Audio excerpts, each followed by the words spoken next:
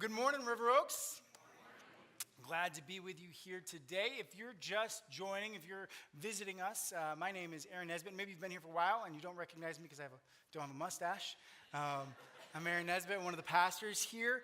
Excited for you to be with us. As we saw those stories this morning of each of the individuals that were baptized this past Tuesday, what a powerful, powerful time that was.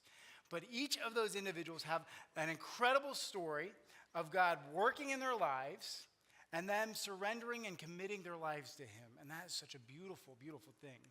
And we're actually in the middle of a series where we're learning about the same kind of walk that's happening in individuals' lives in the book of Ruth. And so if you're just joining us, you got to catch up a little bit. We've had a couple weeks. This is week number 3, and you can do that by hopping on to riveroaks.org sometime this week and watch the other 2 messages to get fully caught up. But we're going through the story of Ruth, and this is 4 chapters long, so it's kind of short, but it speaks volumes to each of us in this room. The truths that we see play out in this case study of reliance on God and His sovereignty and going through pain and faith, there's so many aspects that we can lean into and learn from. And that's what we get to do together. But if you haven't really been here, we'll just give a quick little rundown of what's going on. This is a book that's kind of sharing a narrative story, this drama that's occurring in the Old Testament. And this is a time where there's kind of complete chaos in Judah. It's the time of the judges, and so there's these like spiritual ups and downs that are happening. And there's this family, and they live in the little town of Bethlehem. And there's Elimelech, the husband and father. There's Naomi, the wife. They have 2 sons, Mahlon and Chilion. And this family kind of recognizes that there's a famine going on. And because of this famine, they've got to make some hard decisions. They've got to go where there is food. And so they choose to go to their neighbors. And their neighbors are not very friendly. Like, this isn't just like heading over to your neighbors for some sugar. Like, this is a big deal. This is like they're enemies. There's been a lot of tiffs with these individuals. And so the Moabites and the Israelites did not get along very well. And so they travel to Moab. And Moab is their enemy in many ways. One key way, though, is that they worship a god called Chemosh. And Chemosh was a god that they even gave children sacrifices to. Like, it was a really dark place and scary place to go. But they trek there, and they find a new home away from home in Moab. But when they get there, tragedy strikes, and Elimelech, the patriarch, dies. And so Naomi is left a widow. She's still got her 2 sons, though. And then those 2 sons decide to marry a couple of Moabite women, which was not a good thing in the Jewish culture. And pretty much, religiously, it was a disappointment that occurred. And so that was a hardship that Naomi faced.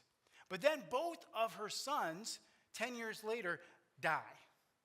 So now not only has her husband died, her sons have now married these pagan culture women, and then her sons have now died, leaving her these daughters-in-law that she can't protect, provide for, anything like that. And so we're seeing chapter 1 unfold, and it's just painful, painful, painful moment after moment. And this is where the story kind of picks up. But last week, we had this little glimmer of hope.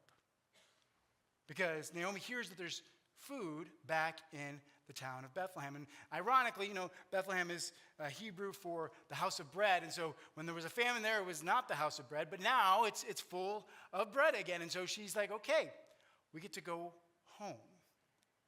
But what about my daughters-in-law? What do I do with them? And so she says, you know what? They start the journey, and she says, guys, I don't want you to have to be in the same position that I was in. Stay home, find new husbands, have some children, stay in Moab. Well, Orpah, one of the daughters, does just that. She gives her a kiss goodbye. She heads home. But Ruth makes this amazing profession of faith and commits not only to Naomi, but she commits her life to God.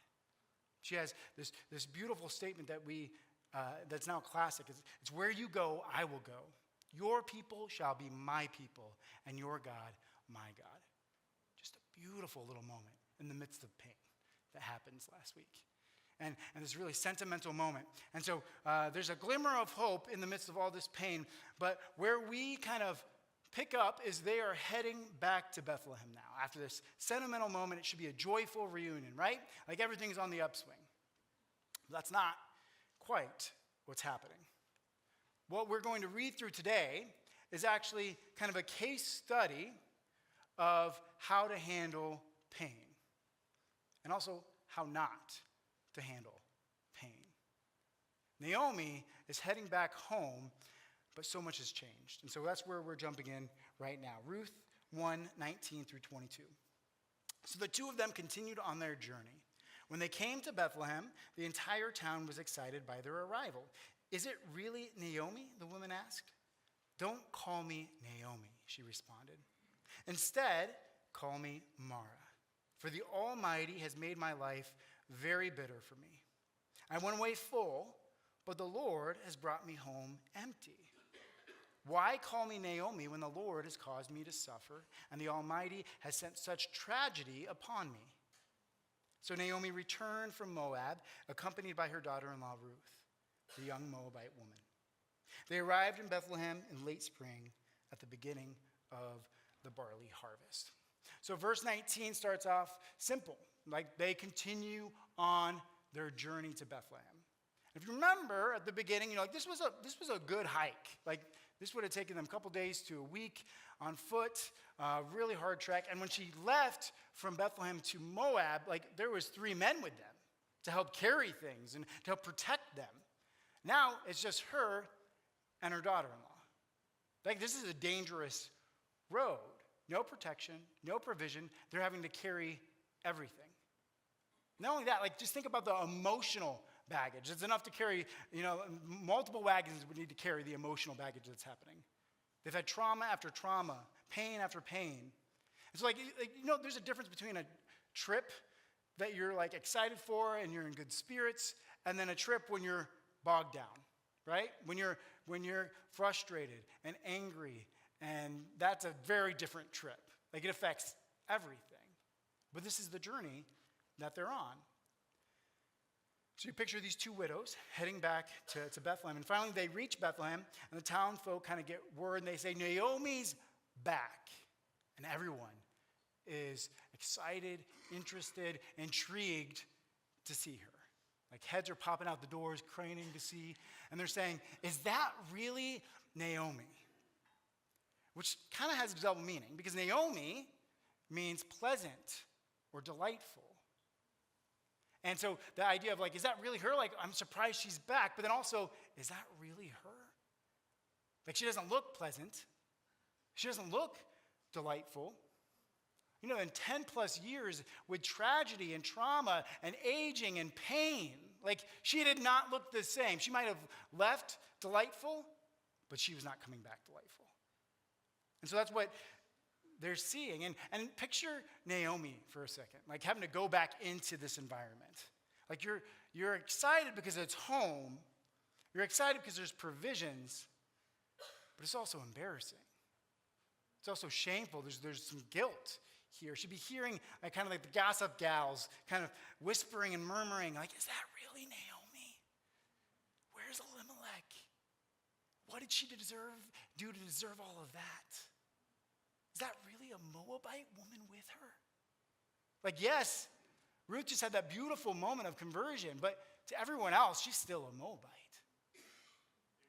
And so Naomi's heading into this situation, and it's very different for her. You can almost kind of feel her heart pounding in that moment. If you've ever had to walk into a situation where all eyes are on you, and they're just kind of judging you, and they're talking about you, that's a difficult moment. And that's what she's experiencing here in this season. She's going back to where all of her old friends are, with all of their judgments, all of their criticisms. And she says, "Don't call me Naomi. Don't call me pleasant. Call me Mara." And Mara means bitter. She's like, I don't call me that. Like, and there's a reason for that, because it was annoying her. Like, she no longer felt pleasant. She wasn't delightful. She felt bitter. Why would you keep calling me? Like, imagine someone by the name of Joy, and they always have a scowl on their face. Like, it doesn't fit. She's like, it's not me anymore. I don't identify as pleasant anymore. That's what she's saying here. She changes her identity. She says, I'm not Naomi. There's nothing pleasant about me anymore. She's feeling God's hand against her. She continues by pointing her finger at God, and she says, the Almighty made my life very bitter for me. God has done this to me. I went away full, but the Lord brought me home empty. And this is so powerful because if you remember last week, like words have so much meaning. And so she says Almighty, which is Shaddai, right? So this is God's sovereignty and his power. Powerful term she's using there. And then Lord is all caps. Remember that? That's Yahweh. So this is like this covenant personal name for God. And so she's saying that he's sufficient and powerful. That's true. And she's saying that it's, personal. That's true. But she's saying that God is personally and sovereignly responsible for all of her pain and suffering. Like, that is so powerful how she uses those words. She's a little off. She's most of the way there, but not quite. And we're going to talk through how that's the case for her and how we can kind of fall into that same trap. How we get God, 80% right. But that last 20 is a big 20. And it completely changes how we see him and how we see our circumstances around us. Have you been there, though? Have you been there in those moments where you're kind of blaming God? It feels like, where he was once for you, now he's against you. Like the circumstances have changed in your life, and you're like, what did I do? Like, what changed? How am I your enemy? Why would you do this to me? Why are you taking my health away? Why are you taking my job away? Why are you taking my family away? Like, what did I do? Have you had those moments where it feels like God's gone against you? What we see here from Naomi is it's a raw cry from the heart. And that's a good thing, to share how we are feeling with God. But Naomi says that she left with a full life. She didn't, right? Like she came from Bethlehem, the house of bread that was in crumbs. There was nothing there. Like she's saying, I had everything, but she didn't have everything. They had nothing. There was economic hardship. They didn't know if they were going to survive. They didn't know if they would be killed. She didn't know if she'd be raped. She didn't know any of those things, heading into an enemy territory. She wasn't full. That's the situation, though. When we look through our bitterness, we start looking at things a little different. We know that living in a broken and fallen world means tragedy will happen. Like, we're all going to endure this. We will have pain in our lives. You will be betrayed. You will lose a loved one. You will feel physical pain and hardship. But how do we handle that? Do we blame God in that moment? Naomi is convinced that God himself has singled her out for this misfortune. And Naomi's bitterness kind of becomes her identity. And so much so that the very first thing is that when she gets into Bethlehem, she goes to the BMV and she changes her name. Like, no longer, change my license, all the things, let's do the paperwork, call me Mara from now on. But what's beautiful in this story is that the narrator never does that. She's still Naomi.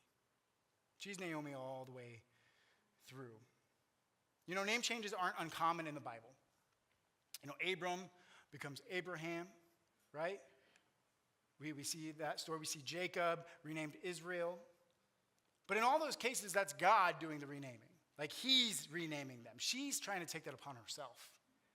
She's just trying to change her identity. That's serious bitterness right there.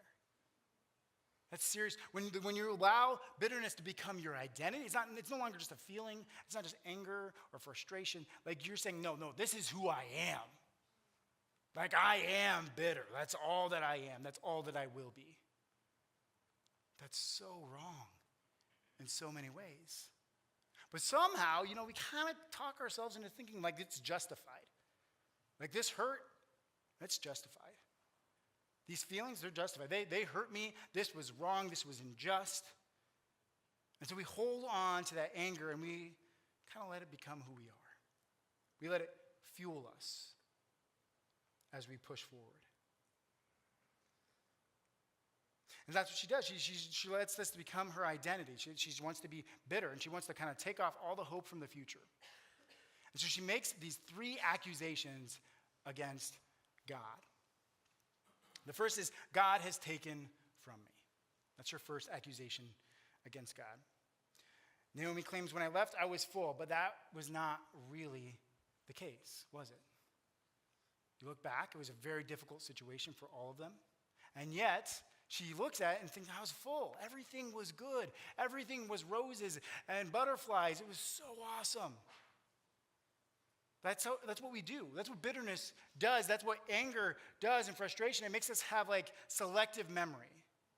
We look back in time and we're like, we don't have these things anymore, but I wish I did. That was so good. But when you look back, it wasn't always so good. Bitterness kind of changes how you think. It kind of makes your memories change the truth. And this is a common pattern that we have as humans. Like in our humanity, we have this selective memory bank that we go back on. Like think about this, the Israelites who had been begging, right? Begging to be liberated and to be taken out of Egypt. And they're enslaved, they're being whipped, they're in chains. Like it's a horrible, horrible life. They're at constant work, being mistreated, but they were at least fed, right? God miraculously leads them out of Egypt and provides manna for them every day. Not only does he liberate them, he does it in a powerful and miraculous way, and then he provides food for them every day.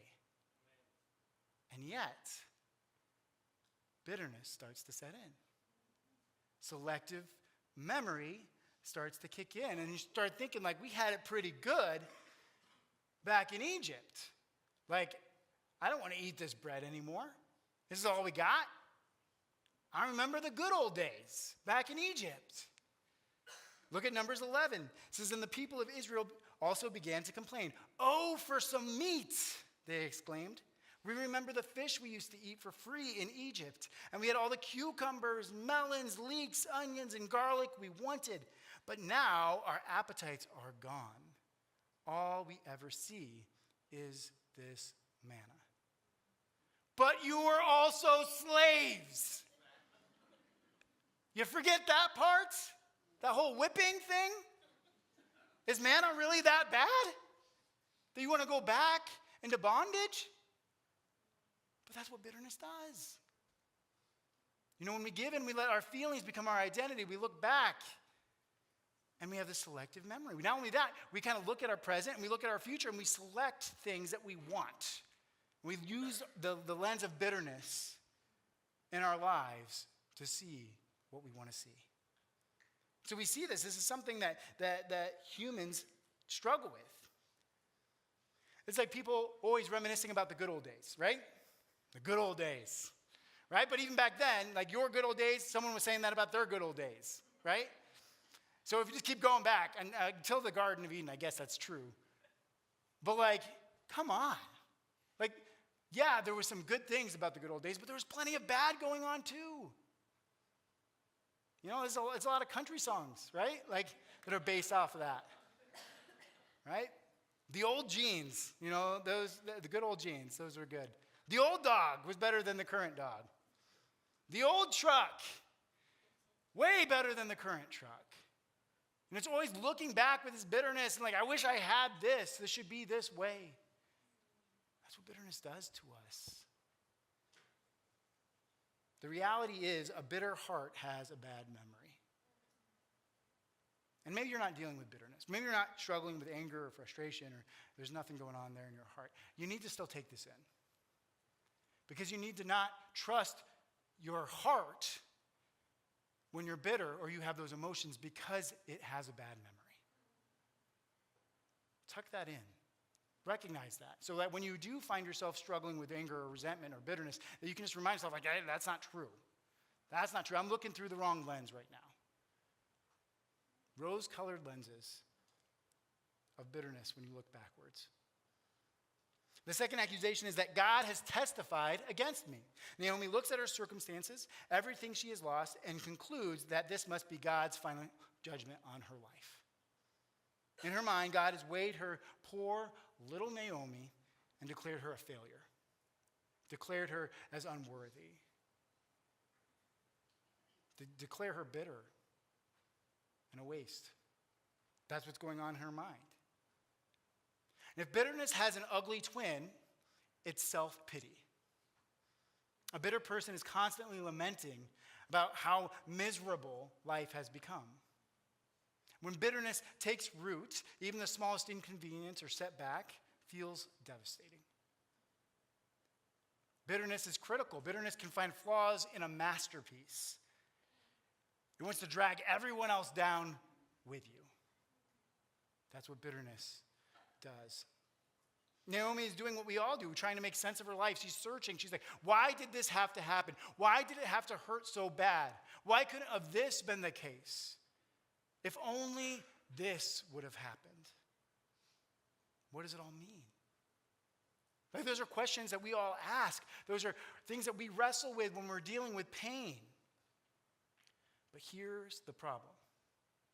When we try to interpret our own circumstances, we often get it completely wrong. When we try to gauge, like, why did this happen? Why did it have to hurt? Why did they do this or say that? We start connecting dots that are not meant to be connected. And we're going to be wrong. We're going to come to assumptions and conclusions that just are not accurate. It's like going to a palm reader for someone to read and wonder, like, what's going to happen in my life? And looking at the wrinkles in your hand. We look at the wrinkles in our life and we try to make sense of it. Where is it going?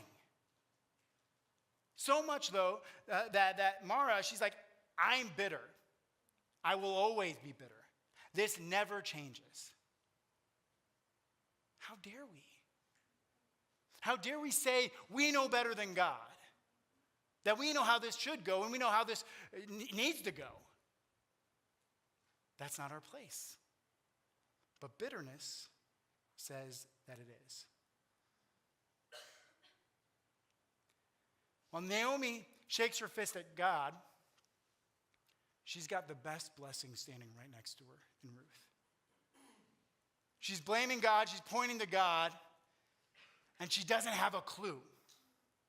She doesn't have a clue that the woman standing next to her will be the great-grandmother of King David.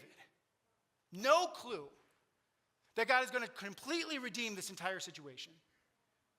She has no clue that because of the woman next to her, because of the blessing next to her, that she will be grafted into the family tree of Jesus Christ. Like, God could open up the clouds in that moment and say, Naomi, you don't have a clue. This is going to be so good. But she's sitting here, interpreting the wrinkles of her life and saying, this just is never going to work. This is always going to be this way. Call me bitter. Sitting in her own little pity party. Imagine how it felt to be Ruth. She's committed her life to her and to her God. And she's completely devaluing her. I'm going to be bitter. My life's horrible. Like, how often do we do that? How many of you devalue the Ruths in your life? The blessings that are all around you because you're so focused looking in the past and so blind to the present and trying to determine the future that you can't even value the blessings that God is giving around you. Such a powerful, powerful story for us to see and learn from. But the message of Ruth is clear. Wait and see. That's the message for us. Wait and see. Watch what God is going to do. I wonder what God is going to do. The third accusation is God has hurt me. Naomi declares the Almighty has sent tragedy upon me. Other translations phrase it differently. They say, has brought misfortune upon me, brought calamity upon me, hath afflicted me, brought suffering on me. But no matter what translation you use, the message is clear. Naomi is blaming God. She sees her suffering and asks, isn't this excessive, God? Haven't you done too much? When we take all three of Naomi's accusations, God has taken from me, God has testified against me, and God has hurt me, we see where they lead, and they lead straight to bitterness. Like, how could it not lead anywhere but bitterness? Like, God is against me. Like, I cannot win. He is not for me. He's taken from me. He's testified against me, and he's hurt me. Like, I am in a losing battle right now. That's anything but. That's not the reality of the situation.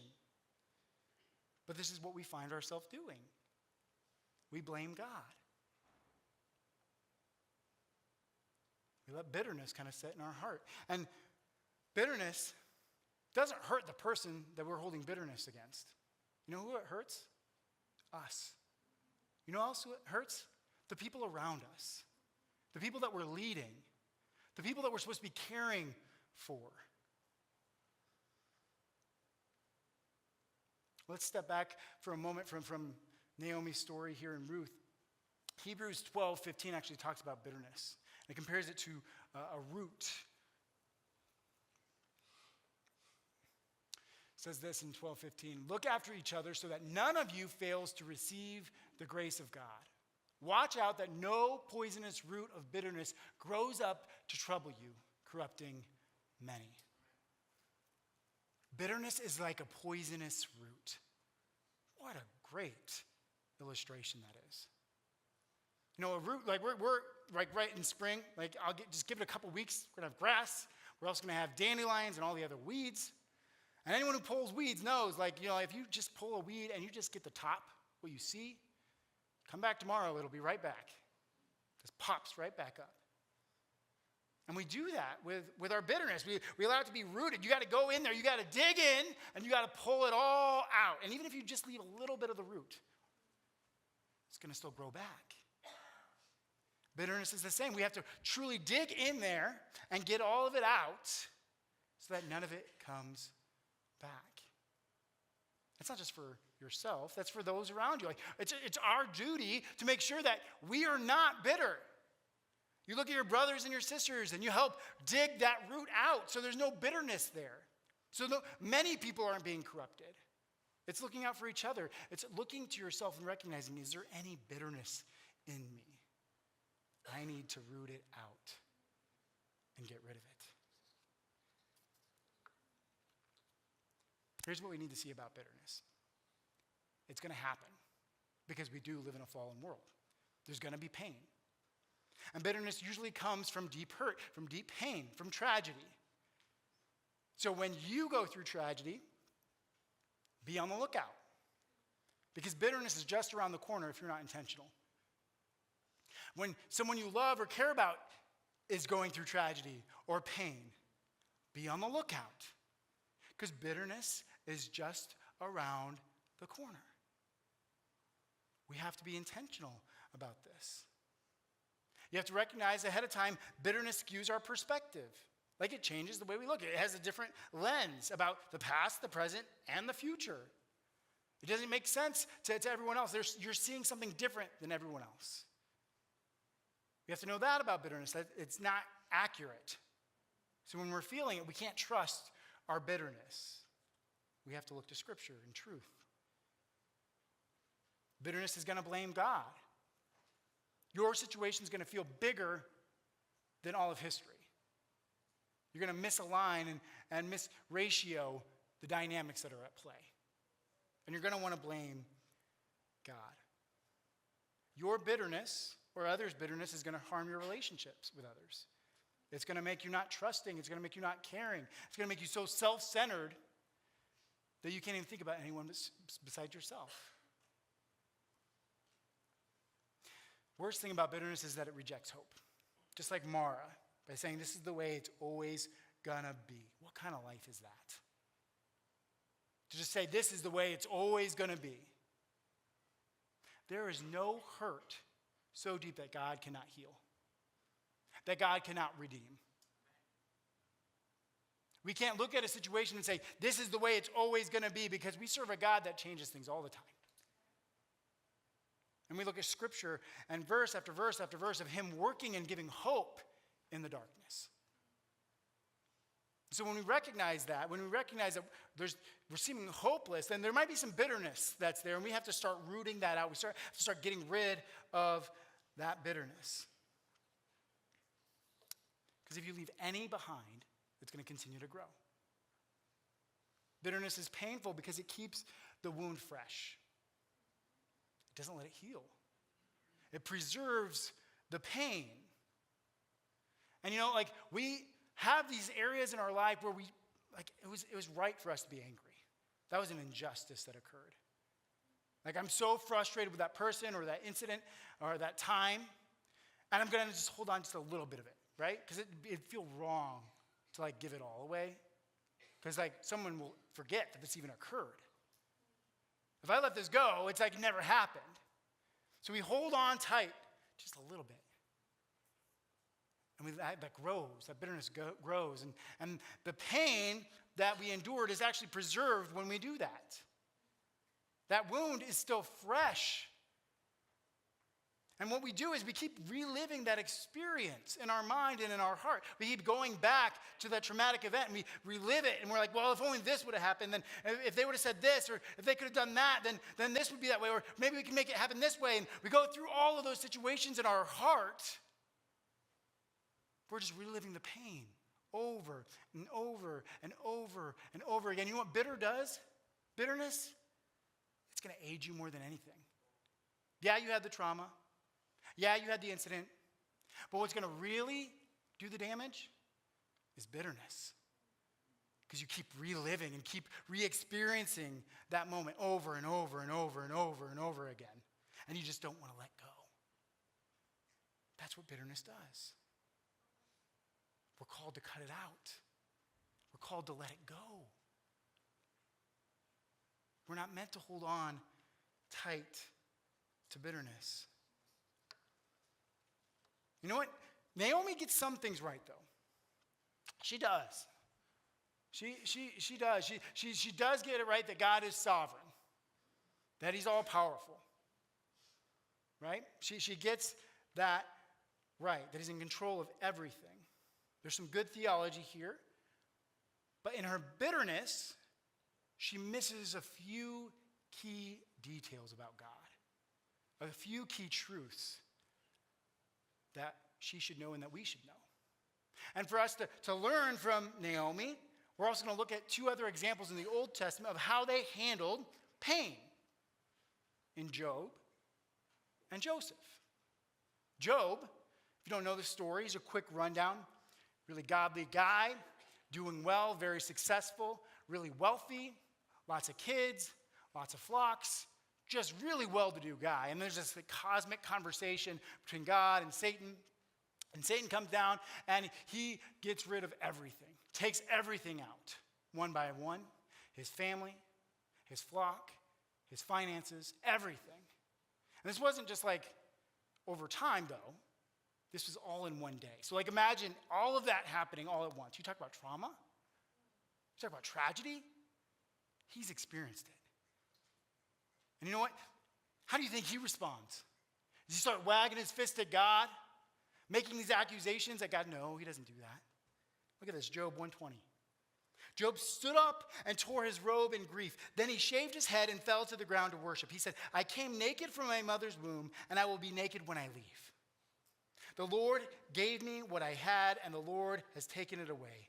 Praise the name of the Lord. In all of this, Job did not sin by blaming God. It's a little different than Naomi back in Bethlehem, isn't it?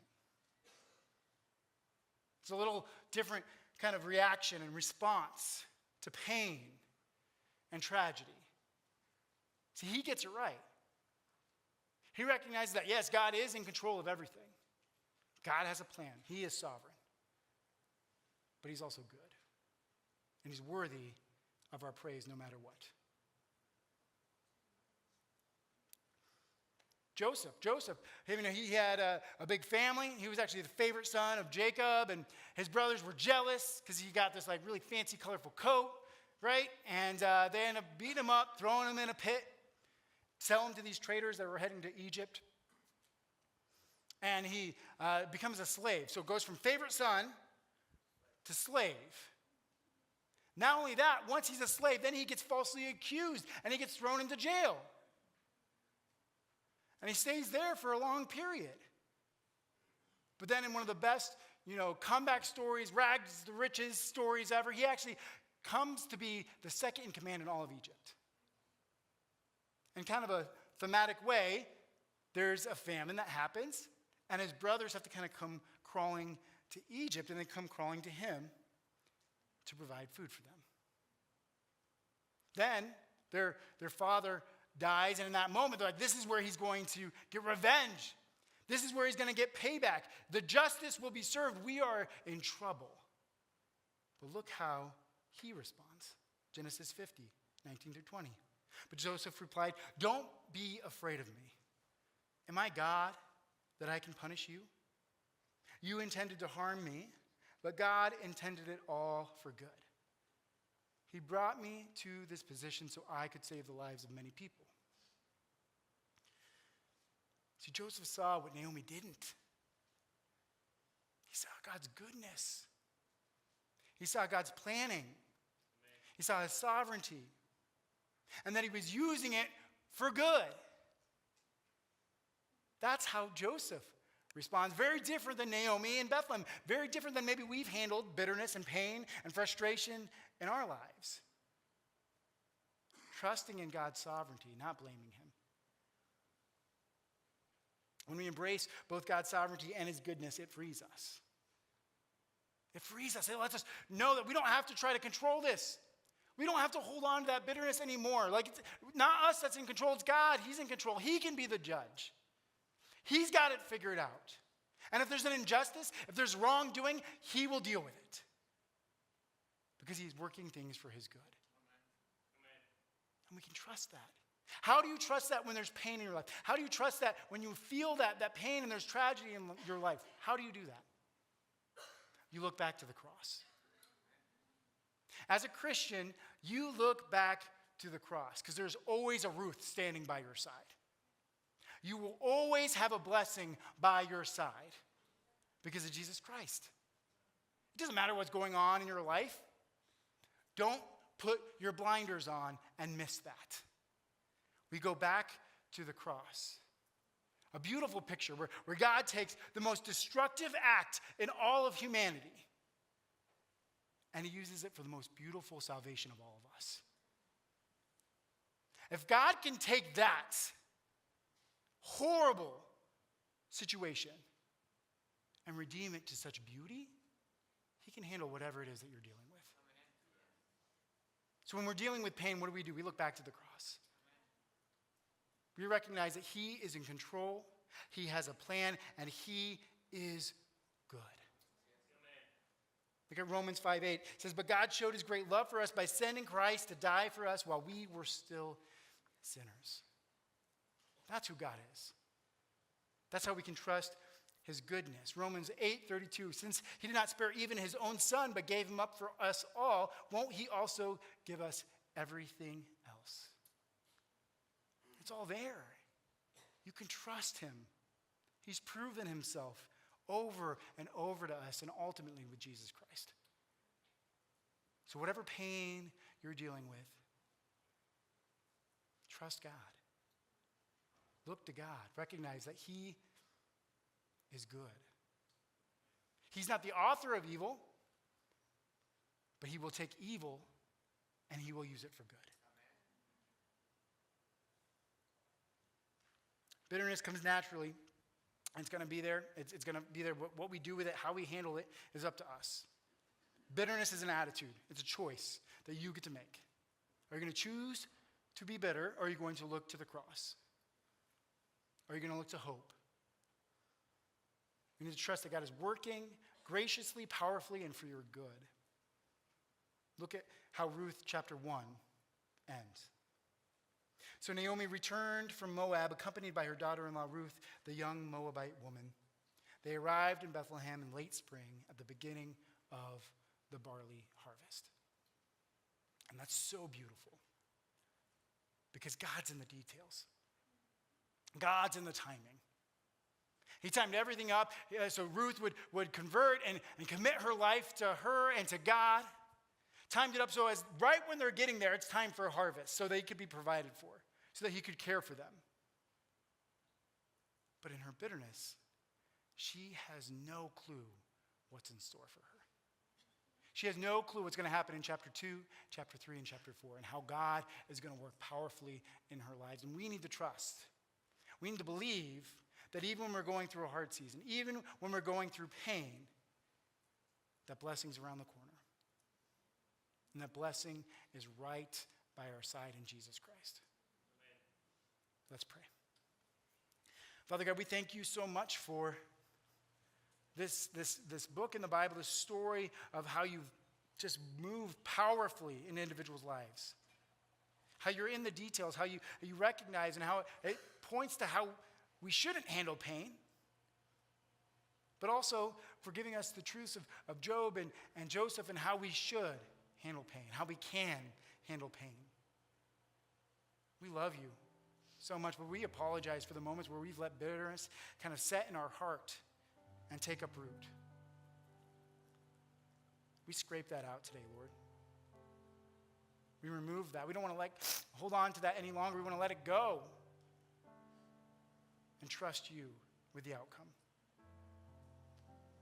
We don't want to identify as bitter, angry, hurt, frustrated.